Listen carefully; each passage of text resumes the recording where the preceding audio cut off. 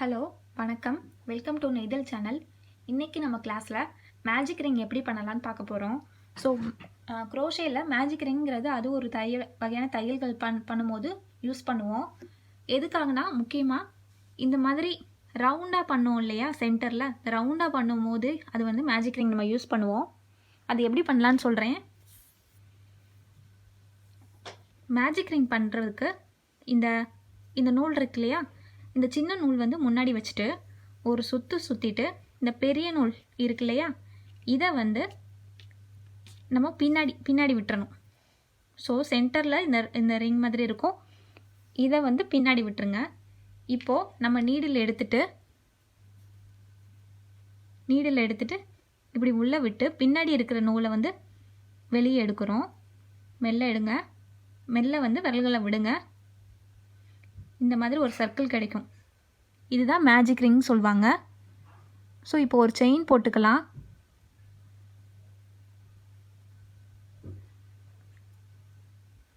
Chain போட்டாச்சு.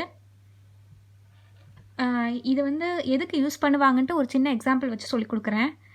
இதுக்கு வந்து இப்போது இன்னொரு செயின் போட்டுக்கிறேன்.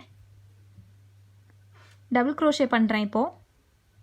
ஸோ பேசிக் தையல்கள், செயின், டபுள் க்ரோஷேலாம் எப்படி போடணும் அப்படின்னு தெரியாதவங்களுக்கு நான் டிஸ்கிரிப்ஷனில் லிங்க் கொடுக்குறேன், அதை பார்த்து தெரிஞ்சுக்கோங்க. ஒரு 5 டபுள் க்ரோஷே போடுறேன்.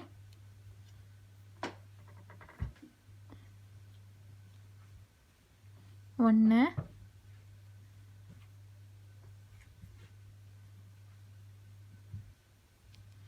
ரெண்டு, மூணு,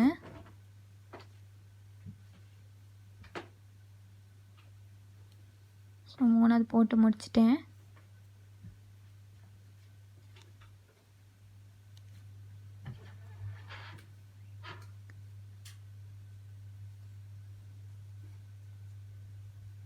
நாலு,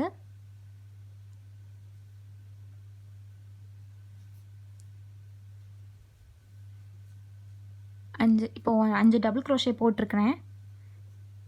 இப்போ என்ன பண்ணா, இந்த சின்ன நூல் இருக்கு இல்லையா, இதை அப்படியே பிடிச்சி இழுங்க.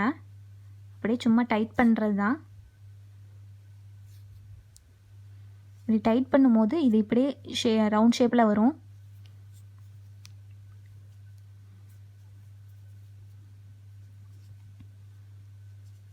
தெரியுதா எப்படி இருக்குன்னு? ஸோ இன்னும் தையல்கள் போட இன்னும் நல்லா ரவுண்டாக வரும்.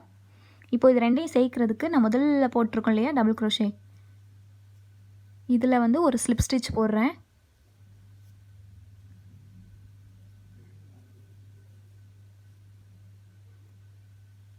போட்டாச்சு.